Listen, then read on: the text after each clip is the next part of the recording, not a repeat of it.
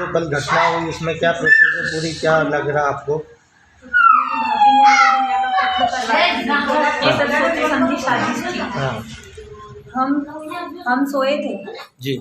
और उन्होंने मतलब 2:08 पे हमारे पड़ोसी का फोन आया और उन्होंने हमें फोन लगा के बोला कि भाभी पास से आवाज आ रही है, दोनों झगड़ा रहे हैं। तो हम जैसे ही मेरी मम्मी मेरे को, मैं सोई थी और मम्मी उठ गए थे, मम्मी मेरे को बोला चल झगड़ा रहे हैं। और जैसे ही मैं मम्मी आगे और मैं पीछे में दौड़ के आई तो मम्मी भैया को देखा, भैया उठ भैया उठ, तो वो नहीं उठे, वो पीछे चिल्ला रहे भाभी हूँ। तो मम्मी पीछे गए तो मम्मी मेरे को बोला कि जाके हाथ छोड़, और मम्मी ने सामने बड़े पापा है मेरे, उनको जाके बुलाया। अच्छा, आप जिस टाइम आपकी भाभी ने आपको बुलाया, हाँ। उस टाइम आपकी भैया किस कंडीशन में थे, क्या थे?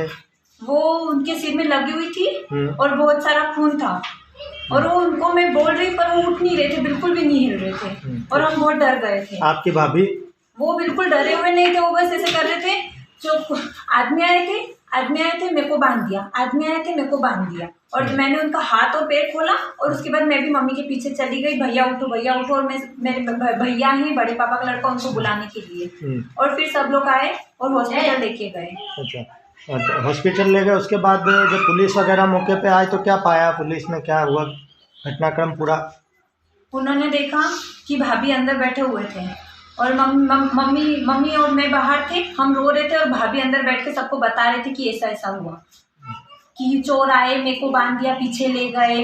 पहले पूछा कितने जने थे तो पहले बोले कि 3 जने थे, 4 जने थे। अब हमें समझ नहीं आ रहा था कितने थे, पर भाभी क्या हुआ था बताओ, तो बोले कि 3 थे, 4 थे, मेरे को पीछे ले गए बाल पकड़ के, आते थे हमारा। मैंने कहा आप चिल्लाई क्यों नहीं, तो बोले उन्होंने हमारे मुँह बांध दिया था दोनों का। अच्छा, घटनाक्रम के बाद जब उनसे ये पूछा गया तो उनने क्या चोरी का क्या मामला बताया, क्या जेवर वगैरह नकदी वगैरह क्या चोरी हुआ?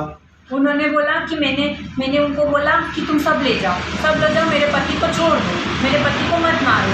तो उन्होंने बोला कि अगर तू जेवर नहीं देगी तो मैं मार देंगे। तो फिर भी मैंने बोला कि सब जेवर दे दो, और मैंने उनको सब जेवर निकाल के दे दिए, मेरे भी और आपके भी। और फिर मैंने उनको बोला कि मेरे पति को छोड़ दो।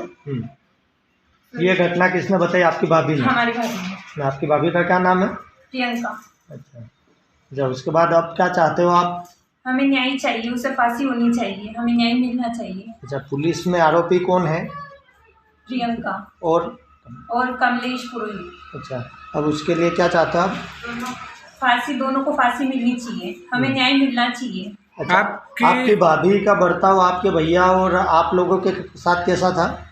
वो जहाँ मेरे को और मम्मी से तो चिड़चिड़ करते थे, वो दिन भर कमरे में रहते थे और भैया को भी कमरे में नहीं आने देते, उनसे तो झगड़ा ही करते रहते थे और कहते थे कि क्या है दिन भर, और मेरे को सोने दो, ये है वो है, रात में भी बहस, दिन में भी बहस, चिड़चिड़ करना, काम नहीं करना, दिन भर मोबाइल चलाना, मोबाइल से बात करना, रूम में रहना, और रूम आगे पीछे दोनों दरवाजे बंद करके अंदर ही रहते थे। अच्छा, और आपके भैया के साथ कैसा था, क्या काला गोरा क्या बता रहे थे उस टाइम?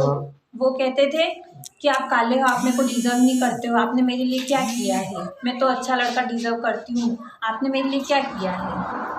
और धमकी दे, 1-2 बार तो झगड़े में उन्होंने कॉलर भी पकड़ ली, और तू तड़ाके से तो बात करती ही थी वो, उन्होंने कभी इज्जत नहीं करी भैया की। और वो कहते थे मेरे को तुम पसंद नहीं हो, मेरे को नहीं रहना तुम्हारे साथ, मैं तुमको छोड़ दूंगी, तुम ऐसा नहीं करोगे मैं तुमको छोड़ दूंगी, तुम ऐसा हो, तुम वैसे हो, तुम अच्छे कपड़े नहीं पहनते हो। जब आपको लगता था कि वो किसी अन्य लड़के, जैसे कमलेश पुरोहित का नाम खुला से में आ रहा, तो उससे बातचीत करती थी या उसके साथ कोई हेर फेर थे उसके?